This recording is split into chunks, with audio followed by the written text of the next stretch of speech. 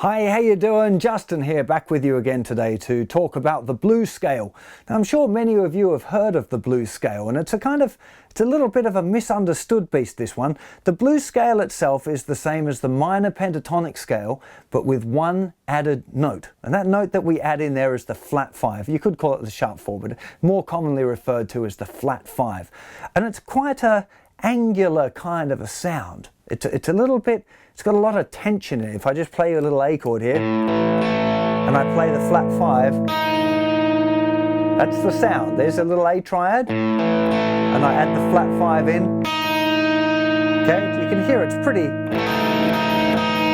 pretty tense kind of a sound. And because of that, you can think of it like it's a spice. You don't want to be really putting too much spice in, or people aren't going to like your cooking, right? So it's really good for creating tension, and sometimes you might want to create a lot of tension, the same as if you're cooking a vindaloo, you might want to put loads of spice in. But most times you don't want to add too much of it, okay? That's the first thing. It's really important to get that. That's kind of the point of the scale, is to add this new flavor to your minor pentatonic scale. The second common mistake that people often make with this one is that they treat it too much like a scale rather than a kind of a note, an optional note that you can add in there. Now, the reason for this is because the note fits quite comfortably under the fingers in pattern 1 of the minor pentatonic scale. So I'm going to show this, we're going to look at it in a close-up in a sec. So people tend to think of it as a set scale that they have to play, but that can kind of spoil the way that you use it. And I'm going to show you a few different ways of using it, and we're going to be looking at both pattern 1 and pattern 2 of the blues scale, or more or less we're going to look at how to incorporate the blue note into the minor pentatonic scale, because particularly in pattern 2 it can be a little bit awkward to play it as a scale, and as you've probably discovered by now, we don't tend to play the scales up and down anyway. It's useful to practice them up and down so we teach our fingers where the good notes are, but you'll notice not many of the licks that we're playing are kind of scalular. There are some very cool scaly licks, and guys like Eric Johnson can do incredible things with the minor pentatonic scale, but most of the time you don't want to be playing the scales just running them up and down, because it doesn't sound cool. So let's get to a close-up and check out where we can add this flat 5 to our minor pentatonics to get the blues scale. So let's start off running just the regular A minor pentatonic scale. So 1st fret, 8th fret, 1st fret, 7th fret, 1st fret, 7th fret, 1st fret, 7th fret, 1st fret, 8th fret, 1st fret, 8th fret, and back down.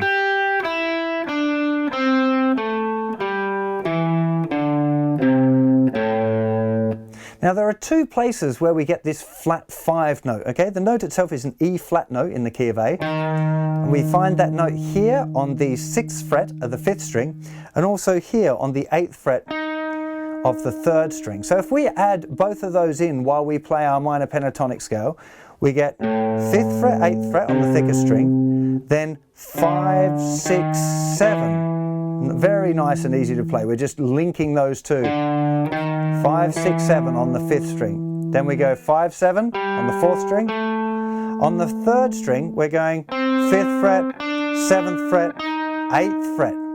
Okay, so we're adding it in there. Then 5th fret, 8th fret, 5th fret, 8th fret.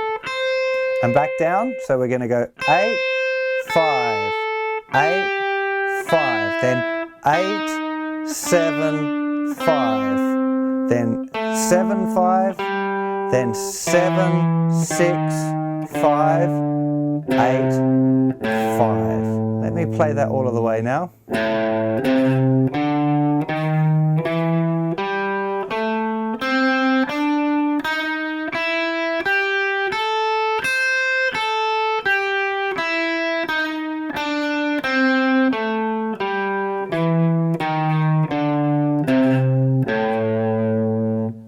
Okay, so really important that you understand it's just something you're going to walk through. If you've had a lick and you've finished on it,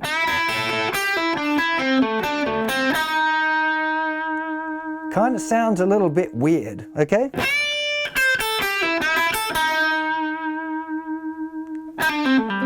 You could kind of use it, like I said, if you really wanted a lot of tension, but much more common is to just step through it.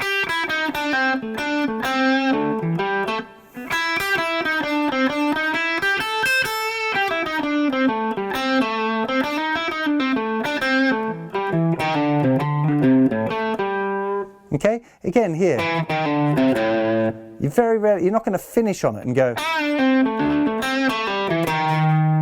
You can hear it kind of sounds like it hasn't finished. It's finishing here on one of the other stronger notes from the chord. Sounds a lot more kind of complete. This one just sounds a little bit weird. You can hear it sounds great in this kind of conti. But what you want to realize is that you don't have to be either playing the minor pentatonic or the blues scale. You can be playing the minor pentatonic and add that note in whenever you feel like. So you might just be minor pentatonic.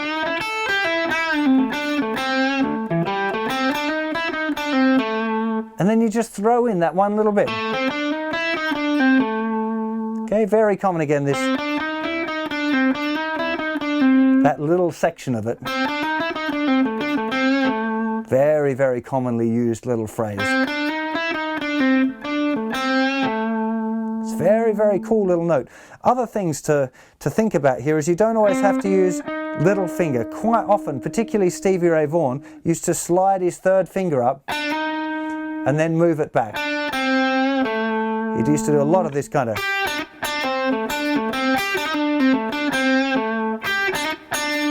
Or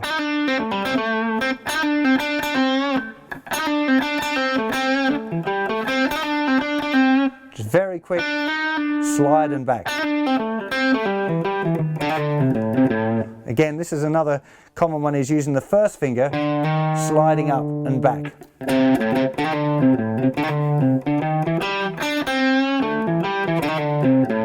Okay, it's a little bit trickier, that one, but very, very useful.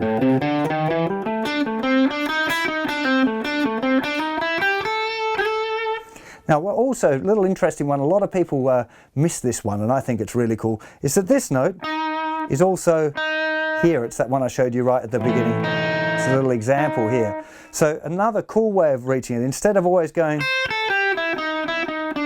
is being able to slide first finger back.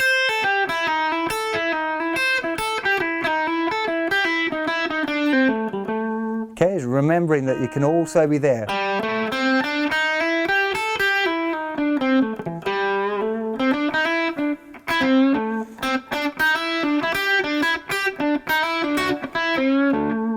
Okay, very, very hip little sound is sliding that one back. But you can see now why people learn it as a scale, because it fits so nice under the fingers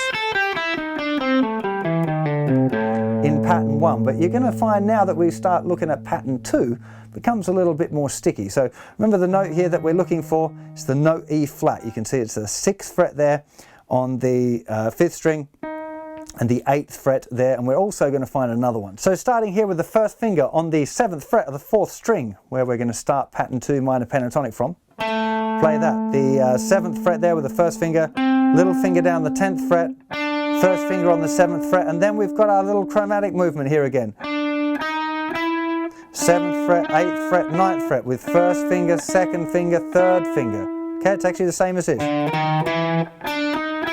Same group of notes, just an octave higher, okay? 7th fret, 10th fret, 7, 8, 9. Then 8, 10, 8, 10, just as we had before. But also, we've got this same note.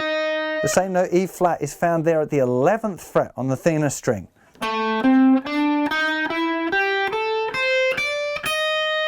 Okay? Because it's the very top of the scale, though, it sounds a bit weird to turn around on it, okay?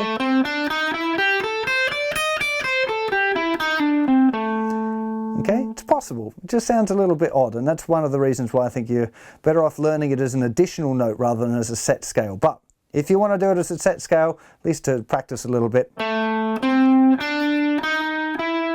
how you're going to do it. Add it in, back down the scale again. There's your blue note again.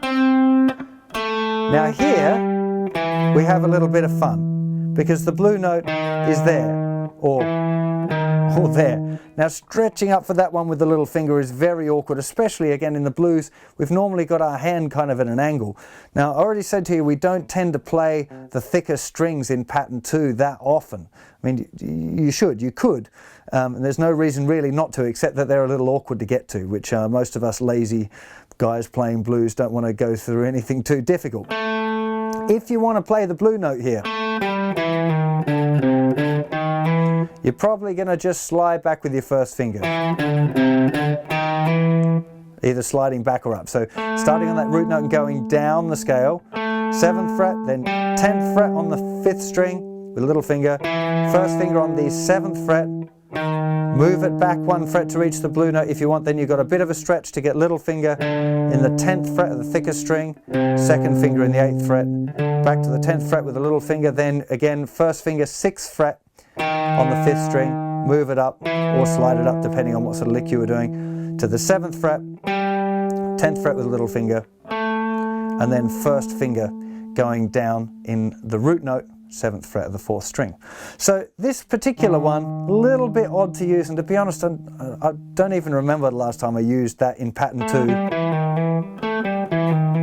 But there's no reason you can't. I mean, it kind of works great, but I just feels awkward under the fingers. These ones, again, the fact that you've got those in a row, it's really, really kind of comfy under the fingers. And especially having this one again. But again, you don't want to do it too often, right? Don't try always treat it like... You could do it a couple of times in a solo, but if you play it over and over again, it gets a little bit tired, does the blue note, if you use it too much, okay? So experiment with a few things, particularly this top note being on the top of pattern 2. It's really, you can bend to it. It's a really, really nice one that you've got a semitone bend up to the blue note, or a tone bend on this note.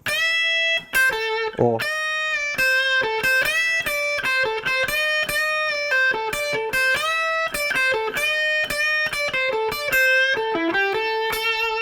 okay, a really, really cool little trick, that one. As well,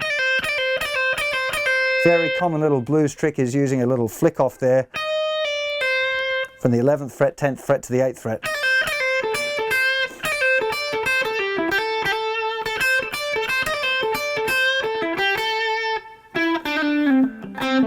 This is quite often used as well as a little movement.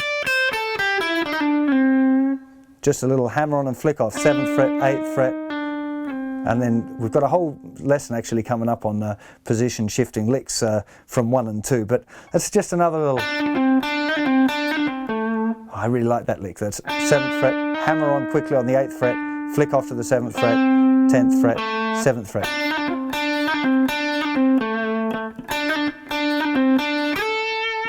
Okay, again, you can start to see that I'm using different fingers here, because in the real world we use all sorts of different fingers. You know, this one, you could use little finger, the 3rd finger,